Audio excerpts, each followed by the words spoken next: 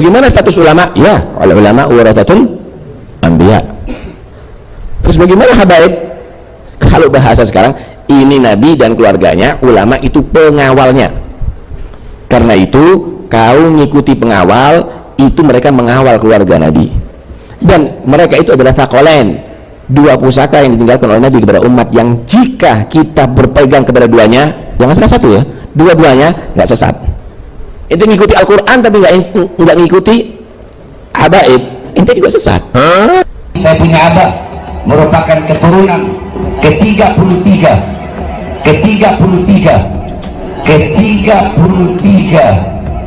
dari Nabi Muhammad SAW. Saya Nabi Muhammad yang 29. Amin oleh Allah, surganya itu sesuai dengan dalil Al-Quran, innama yuridullahu liyudhiba ankumur rijsa ahlal baiti wa yutahhirukum tathira, itu hanya 5 orang, wakila 6. Ini saya ulang-ulang, 5 orang itu Kanjeng Nabi sendiri, Sayyidatina Fatimah, Sayyidina Ali, Hasan, Husain, dan yang keenamnya pembantu khadim daripada Rasulullah yang namanya Wasil.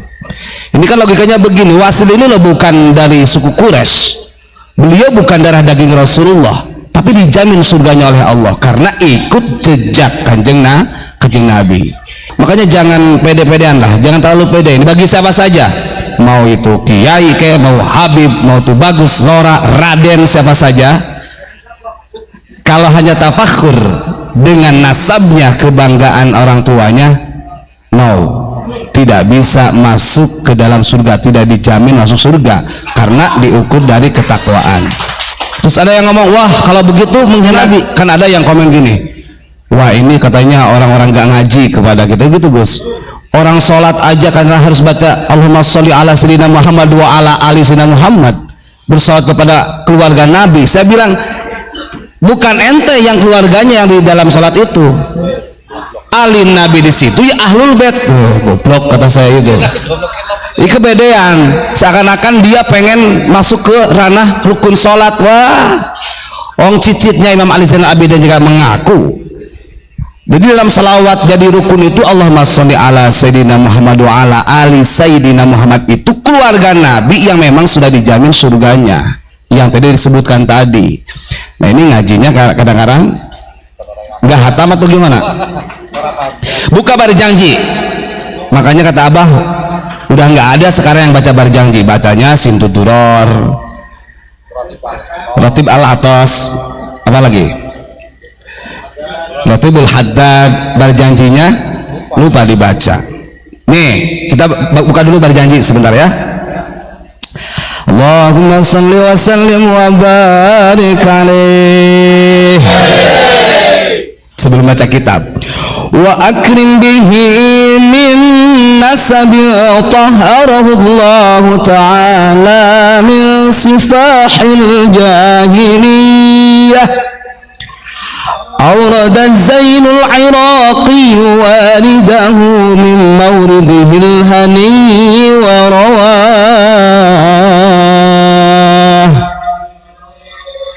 Coba dihayati. Kalau kita dikatakan benci kepada duriyah Nabi, duriyah yang mana gitu kan? Orang Imam Ja'far al-Barjanji aja mengatakan demikian, wa akrim bihi min nasabin tahharahullahu ta'ala min sifahil jahiliyah. Jangan-jangan kita justru tercatatnya yang ujungnya jahiliyahnya nih, bukan kemuliaan nasabnya. Kata beliau, wa akrim, muliakan kanjeng Nabi, muliakan keluarganya kanjeng Nabi, min nasabin tahharahullahu ta'ala min sifahil jahiliyah, dari segi nasab yang telah Allah sucikan dari keburukan-keburukan, kejelekan-kejelekan orang jahiliyah. Kalau kita lihat perintah ini untuk siapa saja ya, kita diperintahkan untuk memuliakan kanjeng Nabi, memuliakan duriyah-duriyah kanjeng Nabi disebabkan nasab. Karena kalau keluarga kanjeng Nabi yang betul-betul, dia akan bersih dari min sifahil jahiliyah. Gak ada di dalam dirinya terpatri tanda-tanda karakter sifat jahiliyah. Sementara Kanjeng Nabi Muhammad Sallallahu Alaihi Wasallam di dalam hadisnya mengatakan demikian, min alamatil jahiliyah salah satun, ada 3 tanda orang jahiliyah, walaupun sekarang itu sudah modern, tapi kalau 3 tanda ini ada pada karakter seorang manusia, terpatri menjadi sifat kepribadian seorang manusia, maka dia dikatakan jahiliyah. Maka kalau ada 3 poin ini nempel dalam diri kita, kemudian kita membangga-banggakan kita seakan duriyah Nabi, yo gak bisa. Justru jahiliyahnya yang kepake. Yang pertama kata Nabi, siapapun itu. Makanya dulu Bani Alawi saja dikritik oleh Imam Ghazali. Jauh-jauh riba Alawi sekarang rame, Bani Alawiyin. Ya karena ini gara-garanya. Satu tanda daripada orang itu jahiliyah adalah al-fakhru bil ahsab, selalu membangga-banggakan nasab. Begitu. Maka siapapun itu, mau kiai, mau lora tuh bagus, siapa saja ajengan, kalau dia hanya mengandalkan bisolahil aba, dengan kebaikan nenek moyangnya, berarti dia termasuk orang yang berkarakter jahiliyah. Maka gak masuk wa akrim bihi dalam berjanji. Ngapain harus kita muliakan? Apalagi ada orang yang istilahnya sampai ngemis kepada orang untuk dimuliakan. Ente kalau gak hormat sama Habib, kan ada segitu. Ente kalau gak hormat sama Habib, haram ente masuk surga. Dalil dari mana itu? Yang kedua, wa ta'anu bil ansab. Dari tanda karakter orang jahiliyah, walaupun di zaman modern seperti ini, dia akan selalu menghinakan nasab orang lain. Muhammad itu kakekmu apa kakekku? Ada kan? Ali itu jidmu apa jidku? Coba kira-kira siapa tuh saudara yang selalu menggaungkan kalimat-kalimat seperti itu? Kira-kira itu dari golongan kita atau dari orang imigran? Yang keras orang mana? Nah itu, karena saya sudah wah ini ustadz provokator, tak provokatori sekalian sama saya. Anda belum tahu, saya sering katakan kalau kita benci sama Habib, ngapain? Habib Soleh Al-Jufri, mutarjimnya Umar Hafid yang ada di Yaman, minta tolong kepada Abuya Mama Gufron sampai curhat dan lain segala bla bla bla macam-macam lah masalah jauzahnya. Kita nggak ada kebencian, kita hanya benci kepada orang-orang yang mempunyai karakter seperti itu, karena nggak laku dalam berjanjinya. Kata Imam Ja'far al-Barjanji, wa akrim bihi min nasabil tahharullahu ta'ala min sifahil jahiliyah. Orang yang nasabnya kepada Kanjeng Nabi itu jelas-jelas bersih dari sifat jahiliyah. Nah ini nongol yang mengaku-ngaku dzurriyyah Nabi, kemudian sifatnya sifat jahiliyah. Kira-kira hormati tidak? Tidak. Lawan jangan. Saudara, saya lanjutkan dulu berjanjinya ya. Ini kita harus memahami. Hafidhal ilahu karamatan li Muhammadin aba'ahul amjada sawna li ismihi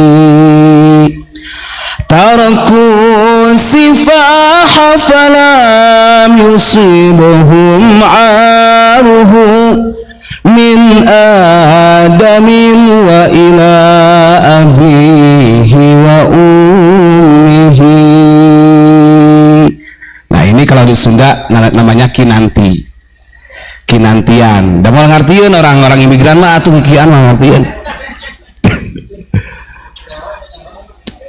Taunya ya tarim. Sok coba kita buka. Ketika orang ini dilahirkan di negeri Arab, jangan bangga dengan Arabnya. Kok bisa? Kita baca dulu. Jangan mentang-mentang seakan-akan, jangan menghina orang Arab. Nabi Muhammad itu diturunkan dari Arab, goblok itu. Sekarang saya tanya, yang menyelesaikan bangsa Arab Kut-Kut di Madinah, kira-kira orang mana? Orang sano apa orang sini? Orang sini, orang Indonesia. Abu Yamama Armin. Gini saudara. Saudara siapa ini? Saudara semuanya. Kalau kita memahami dari takwil Al-Quran dan Sunnah, ketika Allah memerintahkan delegasinya, utusan Rasul bahasanya, ke suatu daerah, berarti di daerah tersebut sangat bobrok akhlaknya. Maka pantas sebelum Kanjeng Nabi hadir disebutnya Arab jahiliyah. Ya, kalimatnya sudah jelas. Kanjeng Nabi ini diutus itu untuk membersihkan jahiliyah. Lihat, Nabi Muhammad dimuliakan oleh Allah, keluarga Nabi dimuliakan oleh Allah bukan karena Arabnya. Hafizal ilahu karamatan li Muhammadin aba'ahul amjada sawna li ismihi. Allah Subhanahu wa ta'ala menjaga kemuliaan Nabi Muhammad dan bapak-bapaknya bukan karena lahir di bangsa Arab. Itu catat. Apa sebabnya? Taraku sifaha falam yusibahum aruhu min adamin wa ila abihi wa umihi. Tapi karena keluarga Nabi Muhammad, ibu bapaknya orang terhormat, tidak pernah melakukan sifah. Sifah itu dari mulai lacur, maling, bohong dan lain sebagainya, itu sifah. Dan itu genetiknya tetap dari Nabi Adam sampai ke ayah ibunya yang bernama Sayyidatina Aminah dan Abdullah. Itu yang menjadi kemuliaan dan dimuliakan oleh Allah Subhanahu wa ta'ala. Betul tidak? Lawan jangan saudara. Begitu loh, ini saya baca berjanji ini karena orang-orang itu, ya Allah, betul, Nabi pernah menyampaikan begitu. Cintailah Arab itu karena tiga hal. Satu, Al-Quran dengan bahasa Arab, betul. Kanjeng Nabi juga diturunkan di Arab, betul. Tapi ingat, kemuliaan yang Allah berikan di dalam berjanji ini karena memang beliau zuriyahnya Kanjeng Nabi sampai Nabi Adam tarakus sifah, bisa menjaga diri. Sekarang di zaman sekarang orang baru istilahnya, kita kan nggak tahu, kita nggak ada urus mau intisab nasabnya kepada Nabi ataupun tidak, tapi kalau tiga karakter tadi terpatri dalam dirinya berarti min alamatul jahiliyah. Naudzubillahi min. Nah ini biasanya kalau ada orang yang sok pinter nahu, wah kok dibaca min adamin, ingat di sini masalah qawafi, ya.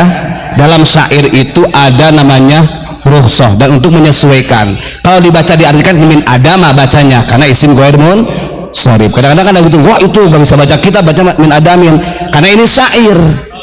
Syair itu ada qawafi namanya, ya, ada taron, belajar alfiyah dulu makanya. Dan nggak ada di sana alfiyah, ada ya tarim gitu. Begitu. Wong nasrib dawara yudawiru juga dauron, enggak ya? Dawara yudawiru dauron itu tasrif dari mana?